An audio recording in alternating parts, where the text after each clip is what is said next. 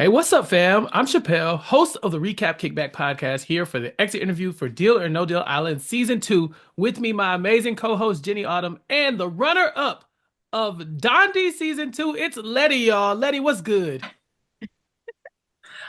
There's a lot that's good. I'm alive. I'm breathing. Do I have $5 million in my bank account? No, but we will one day.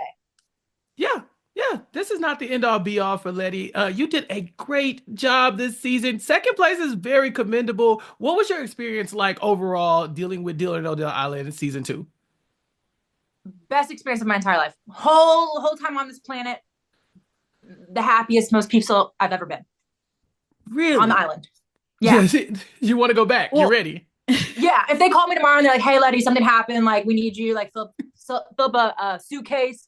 Come through." I'd be like, "Say less," and go out. Letty, like one of the things about your game, you were very, very dominant in these challenges and the excursions. And that Mhm. ultimately helped you be safe for quite a few of these bankers temples. Was Yeah. that like something that you were doing? Did you feel like you needed to win to keep yourself safe, or was it just kind of how things were unfolded? Like, were you worried about that making you a threat? So it's interesting. The first few challenges, the first challenge I could have won, right? Like I had the $1 million case, but I gave it up to Right. somebody. The second challenge was kind of predetermined because we got maps that only had certain numbers. And then the third challenge was the sandcastle challenge. And I busted down mine, which was the highest earning one. And then I also busted down Dixon's and Seychelles. And then I went and helped Rock too. So people didn't see that. And then I sat back so I could team up with Rock when I could have won that excursion. So I was choosing to not win excursions at the beginning so that people didn't see me as big of a threat. I still wanted to, do the best I could because morally, I'm an athlete. Like I just love challenging myself. So it wasn't like me to just sit back and cruise. But I did want to strategically not place myself in the front. And then the three challenges I ended up winning, a lot of that was luck. A lot of that was, choosing when I drew. A lot of that was like seeing what ended up being in my case. And for that, thank you to the Dondi gods. Thank you to real God. Like it worked out and it was important. But I will say the power wasn't really in having the power to choose who goes up against the banker. The power is in Dondi when you face the banker and get to choose who goes home. Hmm. Yeah. So are you normally just a lucky person? How do you feel like the ball just happened to roll in your favor this time? Because you were one of the front runners throughout the entire season. Yeah, yeah. So I would say my friends probably describe me as the luckiest motherfucker in the group. Uh, they're not surprised by anything. I remember calling my friends up. I'm like, "Hey, like I got an offer to the WWE," and they're like, "Okay, so what's the crazy thing you want to tell me?" And I'm like, "Can you just not think it's crazy?" And then I FaceTime someone once I became Miss Indiana, and they're like, "Of course." And I'm like, "Can I just not be shocking one time?" So, Hmm. yes, but I will say I work extremely hard. I know there's something that's intriguing about people that are just so effortlessly amazing, but I'm not effortlessly amazing. I work end on end every day, reading books, reading self-help books, working out, thinking things through, going to therapy, just working on myself as a whole. And I think the better and more you work on yourself, the more able to you're able to achieve these things that people see as highly hard to attain, but really they just become in your wheelhouse to attain because you get used to working at such a high level. Yeah.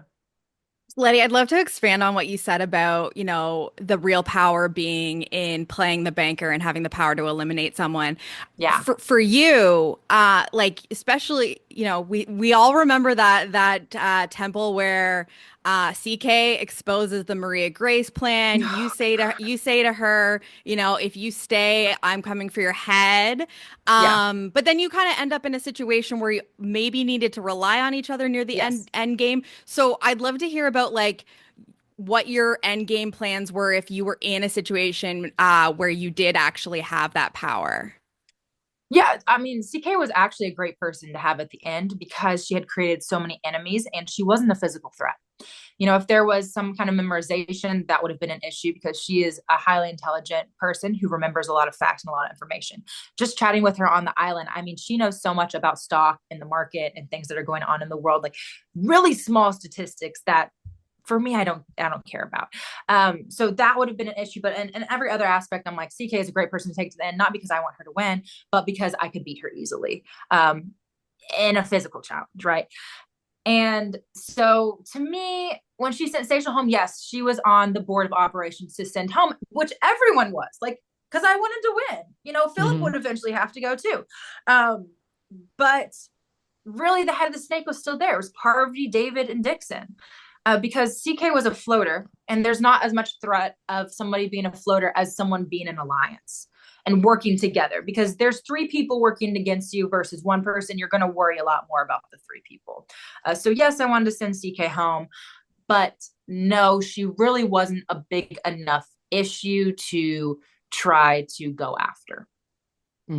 You were really close to beating David in the final challenge, but you know, they did have this twist where they revealed that past contestants will help decide who's going up against the banker. Do you think there's anything you could have done differently in that in your relationships throughout the game to where maybe you would have had the edge over David in this final challenge? No.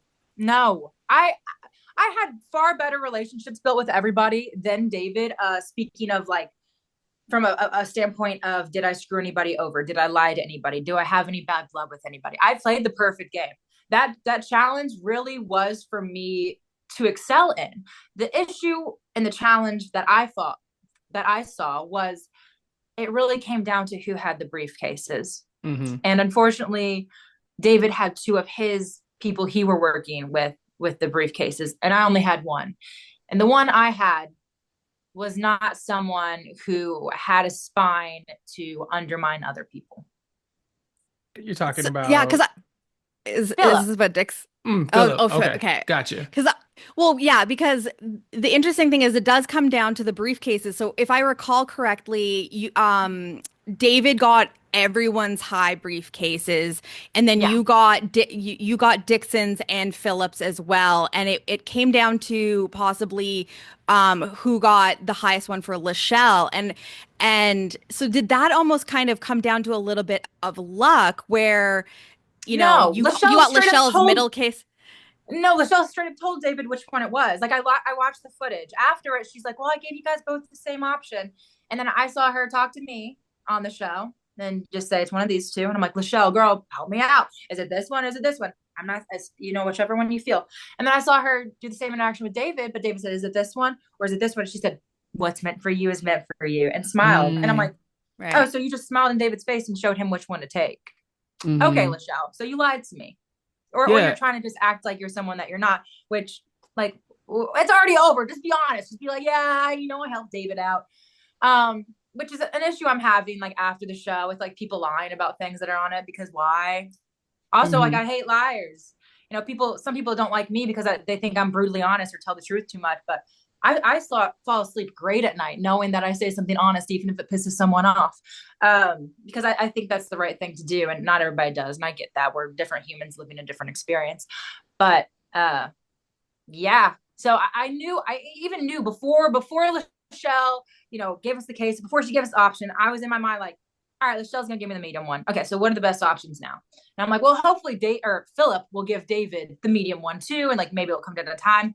Nope, Philip, this one's for you. Gives him the highest. And for me, after the show, that's honestly what I'm really bitter about. Like, understanding how someone you work with the entire game and help out the entire game will just give somebody who sent them home and lied to them the highest case voluntarily.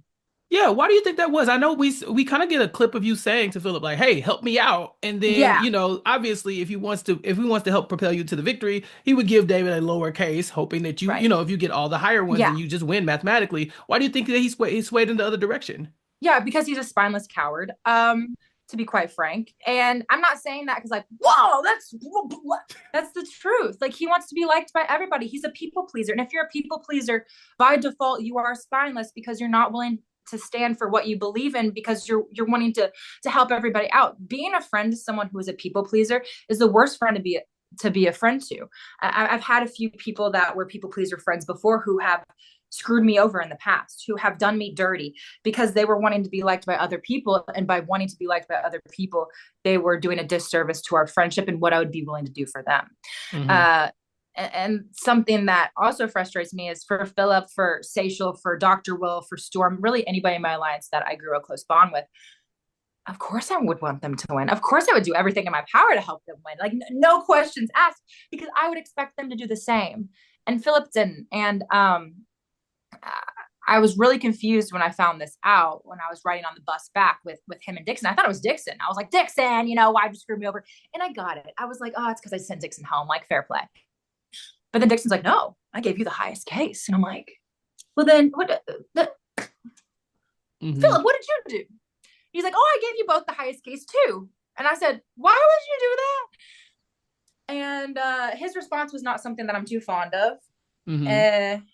He said, David is a father and has a wife with lupus, and I think he needed the money more than you did.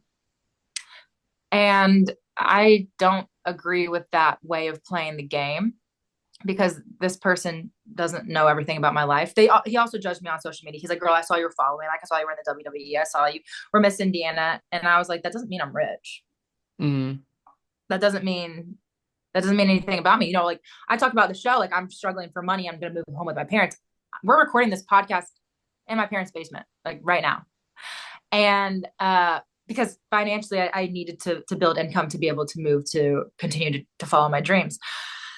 And he turned to me and he, as I'm like, kind of like, what, like Philip, what? He's like, babe, you're hot. You'll be fine. You're pretty. You'll be fine.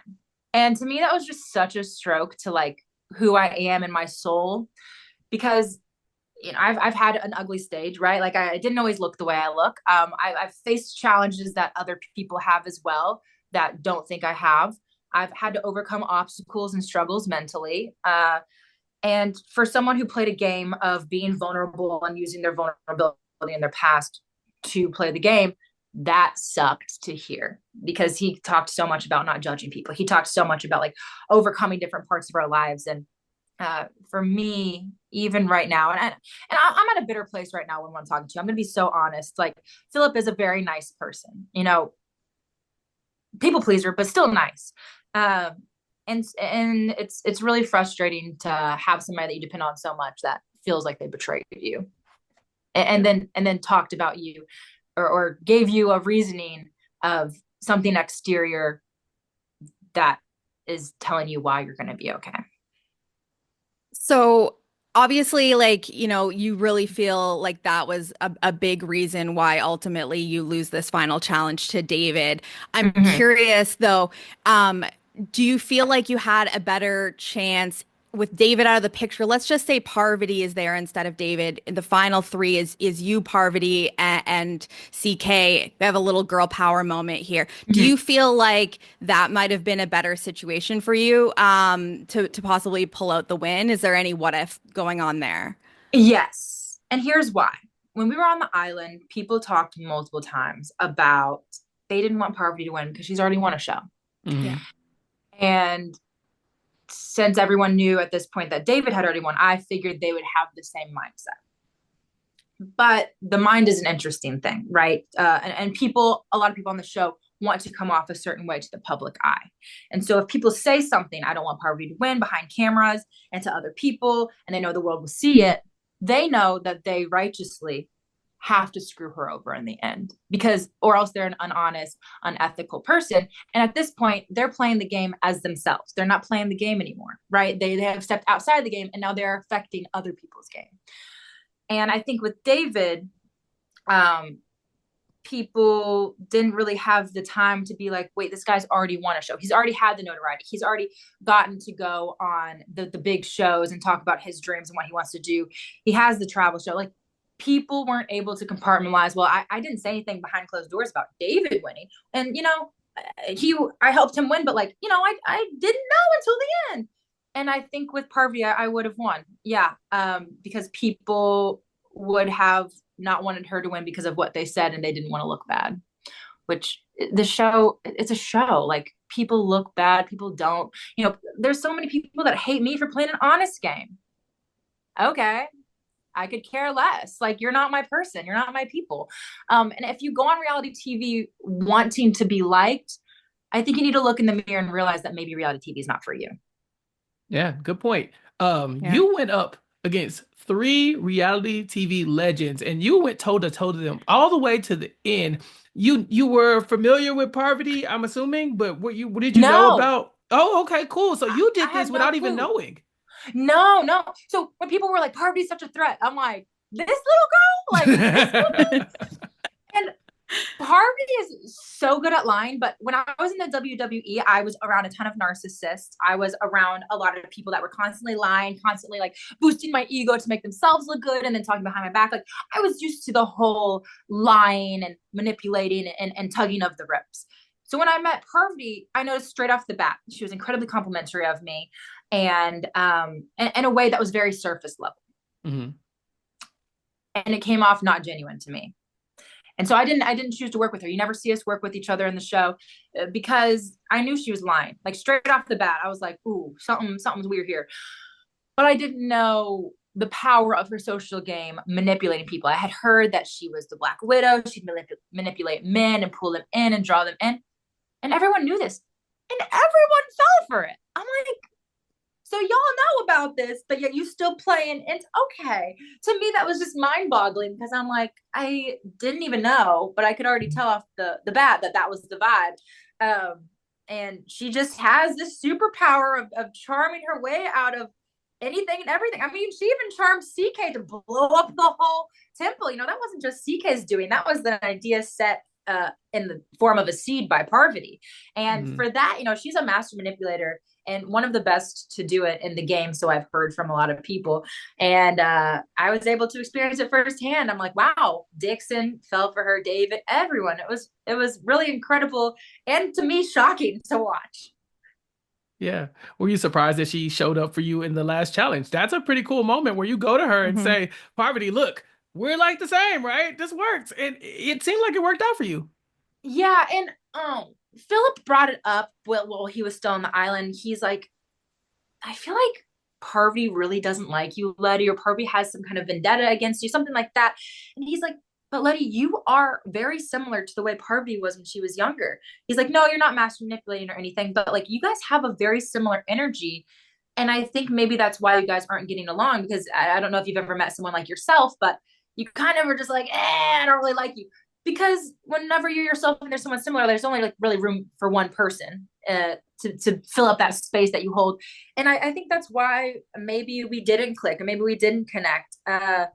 And I admired her for a lot of the things that she had done in the show. I talked when I was on the dock, like, you know, you're a master manipulator. I am not that way with words. Like, you know, and I commend you for that. And I knew I had to stroke her ego to let her know that, you know, I'm like submitting to her so she can help me out. Like in that moment, I was like, I'm not gonna have an ego. I'm not gonna be over the top. I'm not gonna do the whole I'm better than you, any of that. I was more in the essence of like, no, like you deserve your flowers where the people have given you your flowers. Love your Black Widow move. Use it on Dixon. Do you respect that? You know, I would love to follow in your footsteps and continue to do reality shows because this is something I really love. And you helping me would be like passing the torch to the next generation. And she respected that. And I don't think she slowed me down. I know Joe was like, you know, Parvati slowed you. No, she didn't. She really didn't. And I know a lot of people like to paint her in this dark light with so many ways, but she has a lot of light to her too that's not dark. Yeah. So, you know, you said it yourself, like your friends are not surprised every time you call them up and say, "Oh, I got this opportunity." So where's the luck taking you next? Like what's next for you? Because you said it yourself, you want to keep going and you had such a positive experience. So, what's on the Yeah. horizon? What do you want to be doing? Yeah. So I would love to go on another show. Traders right now, love the outfits, love Alan, the ambiance, Scotland, the pageantry behind it is so enticing to me, and it's so fun and it's so juicy. And I love how they can just like really let loose on this show. I know they show a bunch of clips of like people cussing and not so PG. Love Dondi. It's very restricted from how we actually were out there in a few ways because we were a little bit more vulgar. We were a little bit more in your face sometimes. We were a little bit more aggressive and this, that, and the other. And I respect the G version of the show, certain audience for certain people. But the aggressiveness of traders is something that's really enticing to me because I'm an aggressive person. I just have an aggressive personality. It's not always used in a bad way. It's more like I'm aggressively chasing my dreams or I'm aggressively going after this thing. Um, So that's enticing. Also, the challenge. I'm young, physically fit. I feel like this is a good time for me to enter something like that. I know people like Johnny Banana and a few other people have legacies of doing it years and years, kind of like the Survivor legends like Parvati and Boss Rob. And that's really enticing to me too. So those are a few that I'm looking at right now and like hoping for and wishing for and dreaming for. I did tell our casting director, Allison Kaz, I was like, Allison, girl, I am single. I don't know what kind of shows you got coming up in the horizon, but I am looking for a man. But at the same time, on these shows, a lot of people find their person. So I'm also interested in going on these shows, not just to compete, but like maybe to find my person. I could totally see you on the challenge. Like, the moment you said it, I was like, oh yeah, that's your show, man. You got it. You got it. You are challenge coded. Yes. Yeah, for sure. Letty, before we wrap up, tell everybody where they can find you and keep up with what you have going on in the future. Yeah, my socials are all Lex Letty, LEXLETE. I live a very authentic, spontaneous, random life. I also act, model, paint, made this bad boy. Beautiful. Yeah, and I play pickleball. So I do all the things, and I kind of just share behind the scenes of that, and like being goofy and being weird, and I'm tall. Thank you so much for your time, Letty. Thank you. This was fun. No, this was a blast. All right, everyone. Yeah. That was Letty, our runner-up from Deal or No Deal Island Season 2. To keep up with more of our coverage of Deal or No Deal Island and in the future, I guess, come back for the next season. But please remember to subscribe to the We Know Dondi podcast feed for weekly exit interviews, episode recaps, and more on WeKnowDondi.com. Peace. Peace.